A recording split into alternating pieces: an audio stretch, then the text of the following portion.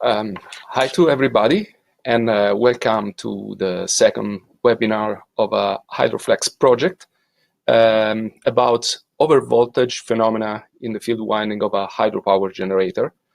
My name is Roberto Felicetti, and I'm a PhD student at the Electricity Division of Uppsala University. So let's have a look at the outline of this webinar. We will have a short introduction about the work package 4 and how it is related to the excitation system of the synchronous generators. Then we will have a flashback in the traditional excitation systems, and I will present to you the innovation we want to introduce in synchronous generators and motors for hydropower applications. We will face the issue of overvoltage and voltage gradient in the insulation of electrical machines. And as soon as an issue arises, we want to find a solution for that. And so in point 2 and 3, we will see the theoretical and the experimental work done by work package 4 about the solution of this problem. And then I will present some results and I will draw some conclusions. So in work package 4, in task 4.2, the commitment of Uppsala University is to reach these two goals about synchronous generators and motors in hydropower applications. The first one is to design a new rotor concept for targeting low losses during variable speed operation of synchronous generators. We want the synchronous generators to behave like a double-fed induction generator, which is used normally nowadays in wind power plants. On the other side, we want to improve the torque of the machine in the motor and generator behavior by controlling the magnetization current. So, as you see, task 4.2 is related to the excitation systems of the hydropower units. The Hydroflex project wants to challenge the traditional state of art about excitation systems of synchronous generators. And so it's important to know where we are starting from. So in this picture, you can see the first conventional excitation system, which is provided with DC exciter, which is an additional machine feeding the excitation winding, the field winding, by sliding contacts. A more evolute system is this one, where the DC exciter is substituted by a static exciter, but we have still the problem of sliding contacts here, which give a problem with maintenance, essentially, in the electric unit. And the most advanced solution is this one, the brushless, where you have an AC exciter which usually is coaxial with the synchronous generator, and you need some static rectifier built in the system just to rectify the AC current in DC current, which is suitable for the excitation of the synchronous machine. For this kind of traditional system, there are no reports of major insulations problems related to breakdown or electrostatic partial discharge. since they work with the low voltage, usually they don't exceed 1 kilovolt. This voltage is shared between many pole pairs in a huge rotor with a huge number of saliences. And this kind of exciter, they are not able to change the voltage very fast, usually in time of milliseconds or fraction of milliseconds.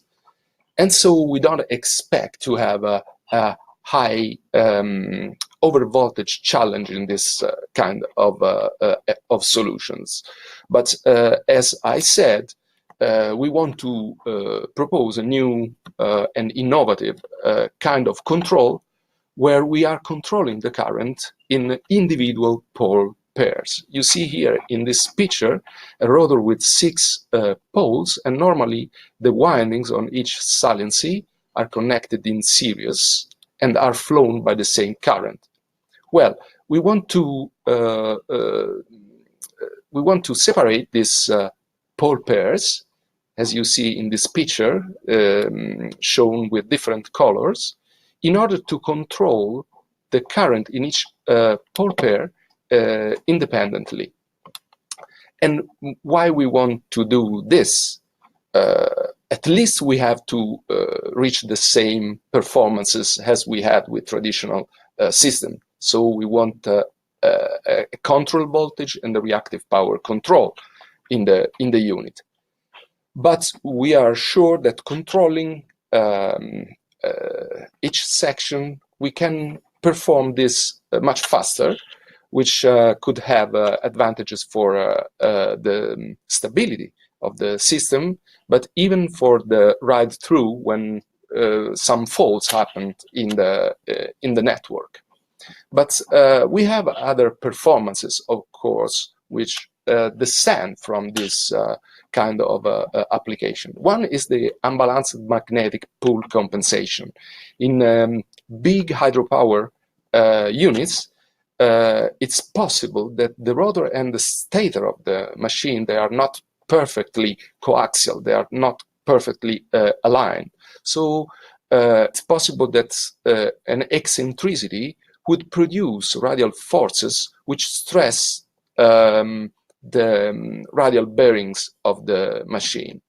So controlling the current, as you see here, I mean, just superposing a variable current in each phase of this excitation, special excitation winding, but in a way to have an average value, a so-called DC bias of the current constant in each sections, we can provide the constant excitation for the synchronous machine, but at the same time we are able to displace this force around the rotor and trying a compensation of the unbalanced magnetic pole in the machine.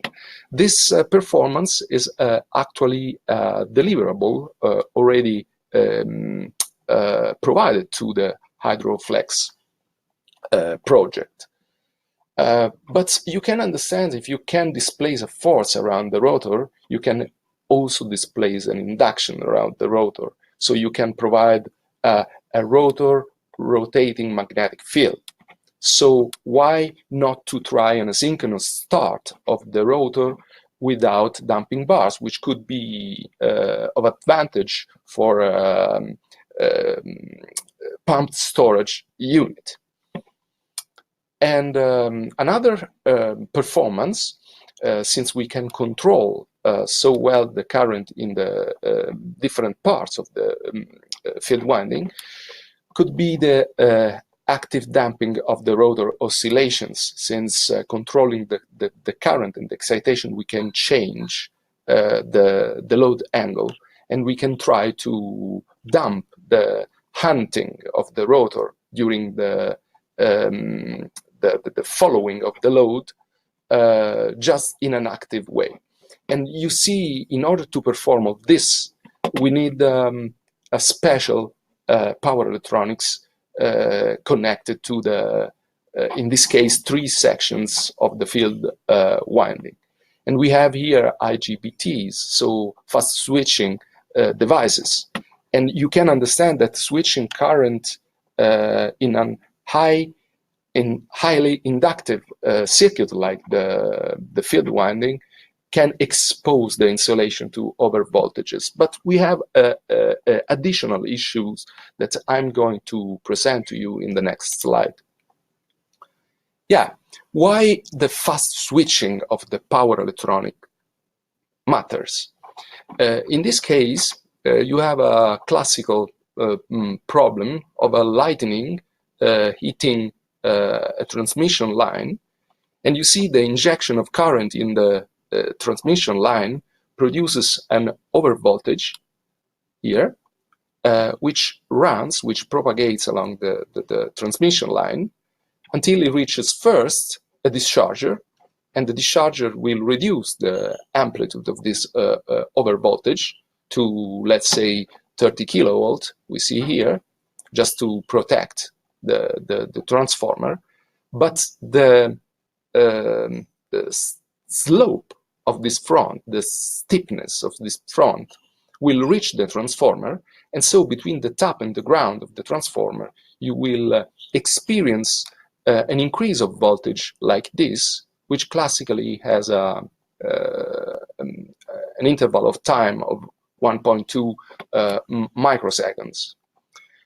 And in a steady state behavior, if we are reasoning now in per unit, the voltage along the structure of the winding of the transformer is distributed in a linear manner, like this, in a linear way.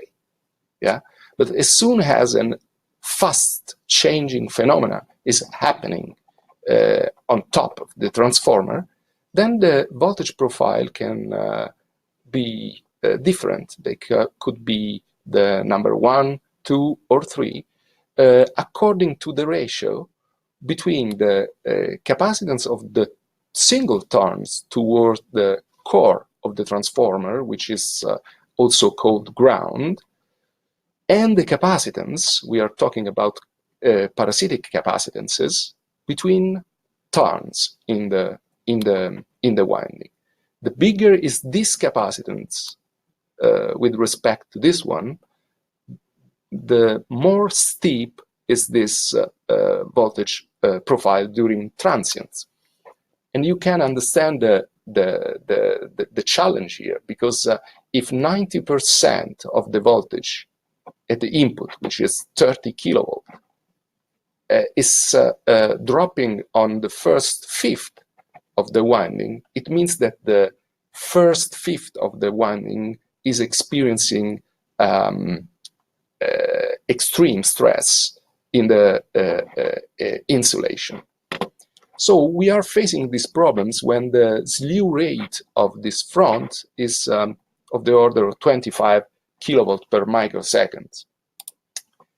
Using silicon carbide switches in the power electronics, which are suitable for targeting low switching losses in our systems, we easily reach the 50 kilovolt per microsecond. So you see how this problem matters, even if we are controlling the current in the field winding of a synchronous machine by using power electronics. This is why we want to find a model for the field winding of the machine in order to correlate the input voltage which stresses the winding and the resulting voltage distribution in the winding and eventual overvoltages, which we are going to study in the time domain as it's usual. But the model, to work with a model in the time domain is quite difficult, and this is from a computational point of view quite demanding. This is why we want to perform our model in the frequency domain. And in the frequency domain, this model must have at least two properties. It must be reliable on a wide range of frequency, because the more faster is this front, the wider is the harmonics content of this front. So we want this model to be able to process all the harmonics which are evoked by this edge here. And the second point is this model must be able to take into account the modal dispersion. The modal dispersion is the attitude of a winding of electrical machines to behave differently according to the frequency of the perturbation which is interesting them. In particular, the higher the frequency of the electrical perturbation, the lower will be the propagation speed in the winding. Vice versa, the lower is the frequency, the higher is the propagation speed. So we want our model to take that into account. And this is why we decided to use a single transmission line model, which is represented here for an infinitesimal portion of the winding of the field winding. Because this model is well known, the theory is well known and checked, is easy to be used, and furthermore, this model is used when the electrical parameters of the winding are homogeneous along the length of the transmission line. And our field winding is also homogeneous in the rotor. As soon as we know all the parameters of this model, we are able to describe the voltage distribution in per unit along the winding and in dependence of the frequency just by this relationship. And the most important thing in this relationship, A is the total length of the winding and X is the general position along the winding, is this propagation constant, which is a variable of frequency. This is a complex number in the harmonic analysis, and it depends on all these specific parameters in the model. We are describing and dividing in conservative parameters, which preserve the electrostatic and magnetic energy in the winding, and dissipative parameters, which are related to losses in the winding, essentially. So, conservative parameters, we have L, which is the specific stray inductance of the winding, C, which is the specific capacitance toward ground of the winding, P, which is the specific elastance. The elastance is the inverse of the capacitance and is related to the turn-to-turn capacitance. And then we have the dissipative parameters, R with W, which represent the ohmic resistance of the copper conductor. It can be increased, and it is increased by the skin effect and proximity effect, but we observe that already at 100 Hertz, since it is in series with the reactance related to the stray inductance, the current in this branch is limited by the reactance, which is 1 or 2 order of magnitude bigger than this resistance. So we neglected in our model this parameter. These ones remaining parameters are very important. They are the series specific resistance of the winding and the parallel specific conductance of the winding. The first one is related to the eddy current losses mainly, but you can understand also to the dielectric losses of the turn-to-turn insulation. And G is related to the losses of the insulation between the winding and the core of the saliences in the rotor. Well, it's very important to determine those parameters to let the model function. And so I'm going to describe now all the steps we follow to determine these parameters, to find out these parameters. The first is the determination in an experimental way of the stray inductance. We will see why experimental. The second point is to target two eigenfrequencies of the winding, so two model resonances of the winding by tuning the excitation voltage with two different portions of the winding. Once we have this information, we can go straight to the calculation of the specific capacitance towards ground and the specific elastance towards ground. So all conservative parameters are found out. At the end, just forcing the model to assume the voltages in two non-trivial sections of the winding, we are able to solve the model itself in order to find out the dissipative parameters, the R and G. So, about the stray inductance, here you see a portion of a synchronous generator over a pole pitch, and you see the excitation winding, and imagine you have a DC magnetomotive force here producing the main flux through the machine. The stray inductance classically can be found dividing the stored magnetic energy in this intervein space here by the square value of the excitation current.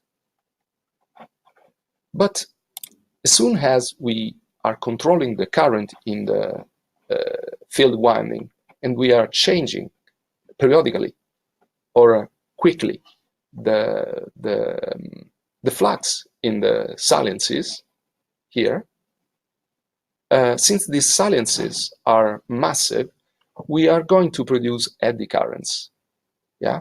And the eddy currents are present in the rotor rim, in the poles, in the saliences, and of course also in the back iron of the armature.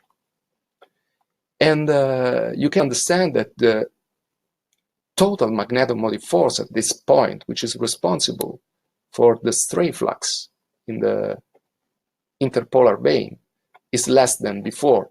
So with the same amplitude of the current producing the main magnetomotive force, we will have at the end a stray inductance which we expect to be smaller in presence of reaction current than the stray inductance you can have with a DC magnetomotive force.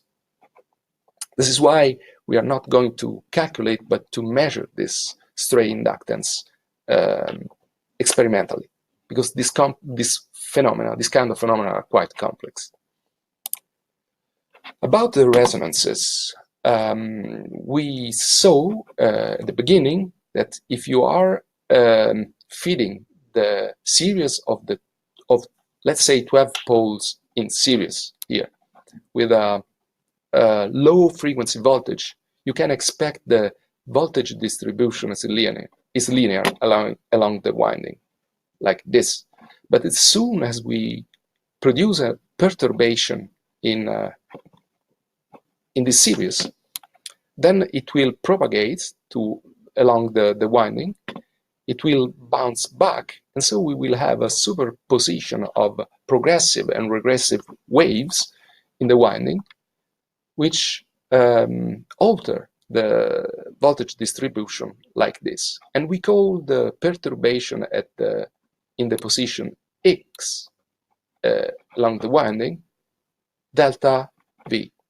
This delta V can assume the shape that you want, but for sure at the beginning and at the end of the winding, this perturbation must be zero, because the voltage here is forced by the generator, and the voltage here is forced because this point is grounded.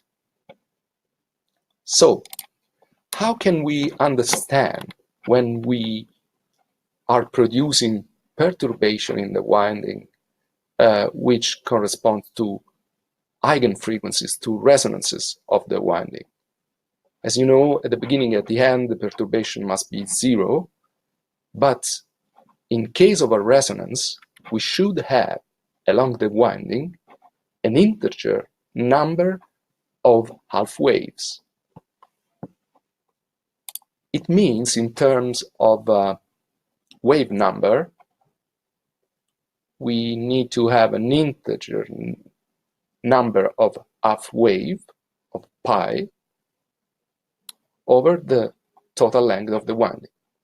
But this parameter here can be expressed also in a term of parameters in the circuit. If we take the imaginary part of the propagation constant we talked about before, we can express at the same time the wave number. By equaling these two expressions, we are able to find all the resonance mode of the winding. As you see, the higher is the frequency of the resonance mode, here, the more this term, which depends on the stray inductance and on the capacitance towards ground, has a less weight. So we start with the first resonance, which is a low frequency, and we end up with the highest possible resonance frequency, which depends only when n tends to infinite from the stray inductance and the capacitance between turns of the winding. By taking the ratio between the resonance frequencies and the correspondent wave numbers, we can express the propagation, the speed of propagation of the perturbation into the winding, and we see that the higher is the frequency of the resonance, the lower is the propagation speed. So this circuit this model that we built, it takes into account the model dispersion, as we said.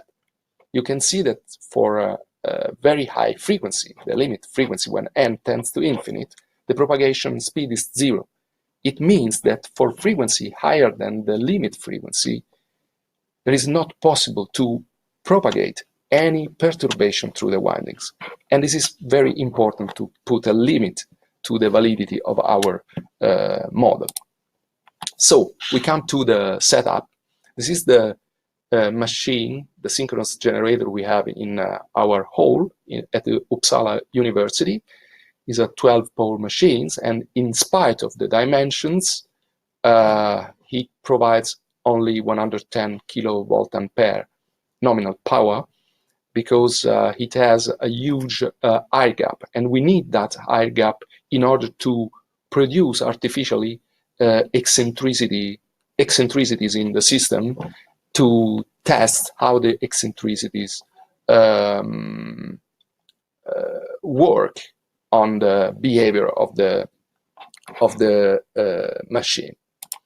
So the first determination of the stray inductance is done by applying a very fast steep front and keeping the voltage constant on the series of 12 poles and observing the current rising in the field winding. As you see, the current is quite noisy, and we took a polynomial fit of this current, which is the shaded line, and estimating the tangent to the curve to the fit in the origin and the curvature of the fit into the origin here, we were able to find out the resistance of the winding in presence of reaction current, as we explained before, and the stray inductance in presence of reaction current, as we described before.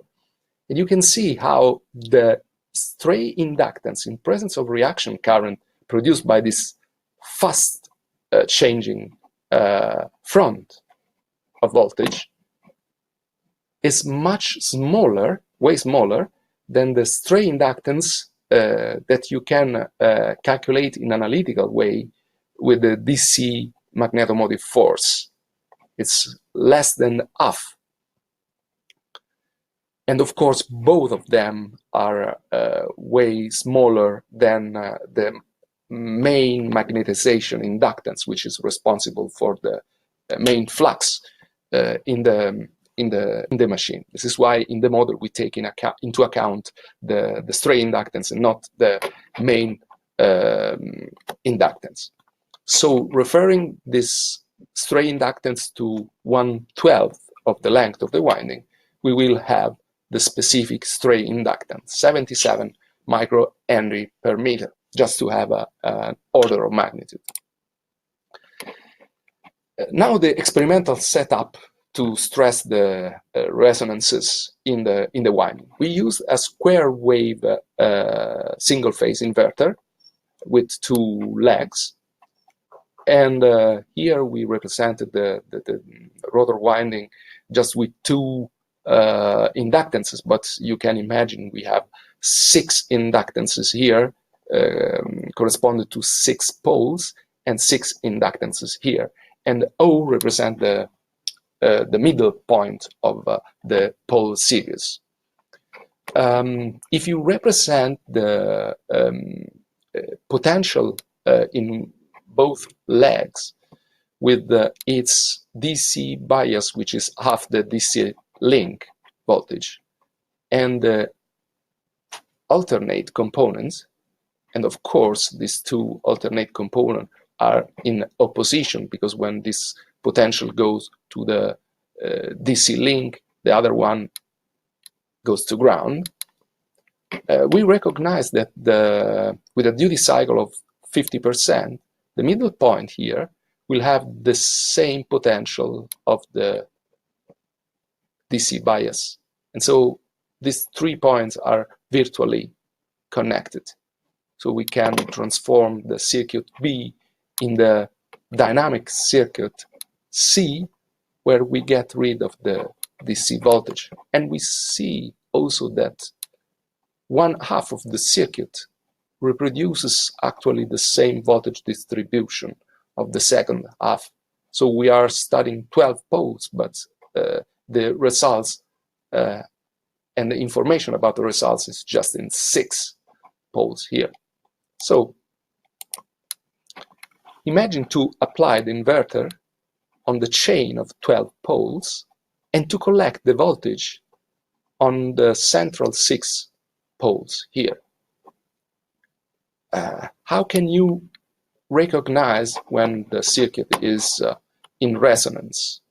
Well, we will have 1 half wave on the first 6 poles and the opposite half wave on the remaining 6 poles. And so between these 2 points, we are collecting the maximum possible voltage.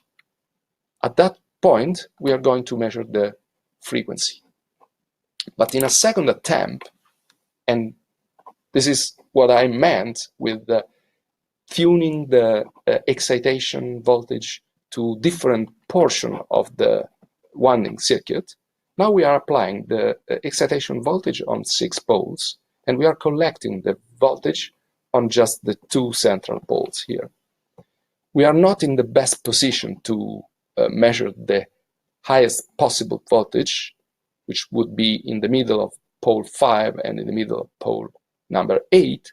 But anyway, at the resonance, we will have the maximum voltage measured by the voltmeter here. So in one case, we have the resonance over half of the circuit. In the second one, we have the resonance over 1/4 of the circuit. So we know the frequencies, we know L, we know the length of the circuit. We can solve these two equations for C and P. And these are the plots of the measurements we performed in the 6/12 poles, the first resonance mode, and then in the 2/6 poles, which is the second attempt. And we found two resonance frequency, 43.4 kilohertz, the first one. The second mode is 73.0 kilohertz. And by means of these two frequencies, we could find out C and P. 2.2 picofarad meter is the specific capacitance towards the iron core, and 41.51 over microfarad per meter is the specific elastance of the turn-to-turn capacitance.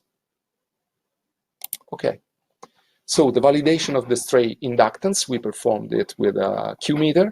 You see at 100 Hz we measured 26.3 millihenry, which is very close to the DC stray inductance we could find out analytically. But as soon as the frequency is 1 kilohertz, then we start to measure something which is very close to the stray inductance we measured with the very fast voltage edge, 10.5. So it's a good, proof of our theory. And about the validation of the capacitances, you can see here an exploded cross-section of the winding on one pole. Imagine here we have the rim of the rotor.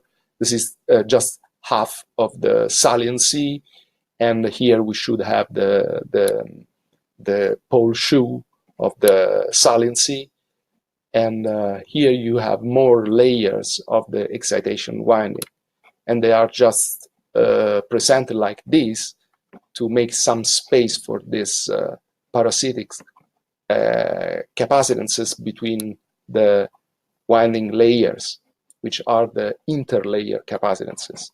So we can assume these layers are equipotential, and we can find analytically some expressions of the capacitances towards ground and the elastance between the conductors. You see here the capacitances between, or elastance between the conductors. It takes into account the number of layers, because these interlayer capacitances, they are essentially in parallel with the series capacitances, turn-to-turn capacitances. So the number of layers matters on the entity of the specific elastance. Well, the values we found out, they don't match exactly with the experimental values, but they have the same order of magnitude. And you have to consider how rude this analytical approach is. And now we come to the validation of the model. In this case, we were supplying the 12 poles with our inverter, and we were measuring, here you see the markers, the potentials of the connections between poles. So from, let's say, here to here you have the first pole, from here to here the second pole, from here to here the third, and so on till the sixth pole. And this is the middle point of this pole series, right? So we measured these voltages between poles just to not injuring the insulation of a pole winding internally. So it was the point where we could join our voltmeter, and we measured these potentials at a relatively low frequency. 9 kilohertz are the green markers. Then at the first resonance frequency, 43.4 kilohertz, are the red markers. And then at 116.8 kilohertz, which is this limit frequencies, the ultimative resonance frequencies of the circuit. And this is the feed of our model at the different frequencies. Of course, in order to plot this, we had to find out the missing parameters, which are the dissipative ones.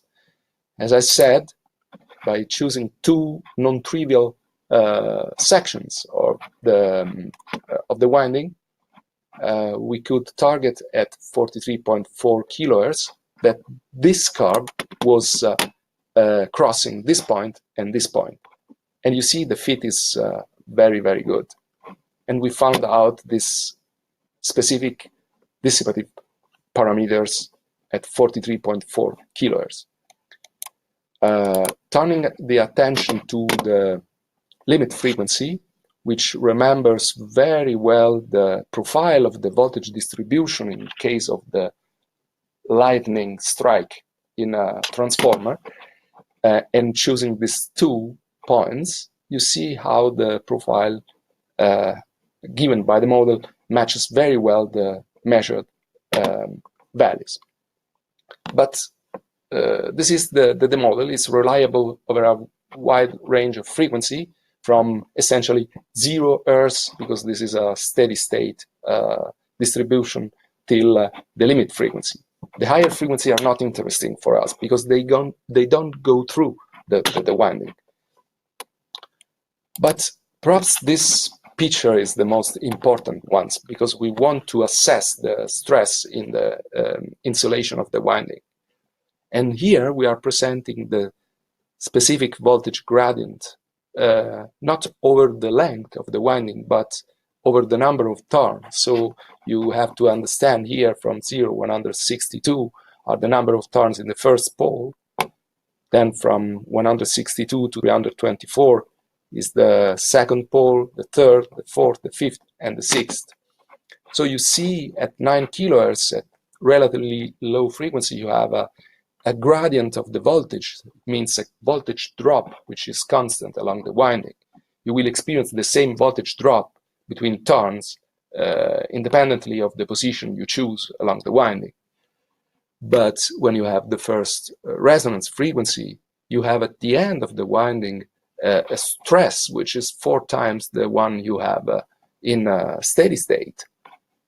And even worse than this, when you have a very fast phenomena, and we are using here the limit frequency, we can have at the beginning of the winding, as we saw at the very beginning of this presentation, we can have even 9 times the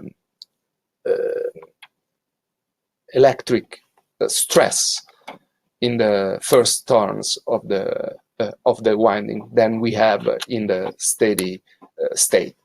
So by means of this tool, we are able to assess both in analysis and also in synthesis, in the design phase, the stress we could have in the insulation of the field winding. So, coming to the conclusions, this model is able to reproduce accurately the voltage distribution over a wide frequency range, at least the one we need. It takes into account the model dispersion we saw, can be completely defined by an experimental approach, and this approach, which was something that Work Package 4 found out, can be completely automatized in the system. The This model can be used for designing the field winding of the innovative system we want to carry out. And of course, this model is made available for the other work packages of a Hydroflex project. They can take advantage of it, they can integrate it in their approach to the flexibility of the synchronous machine. So this is all for my webinar. I thank you for your attention, and in case you have any questions, you can contact me at the addresses I was providing here. So, thank you again for your attention.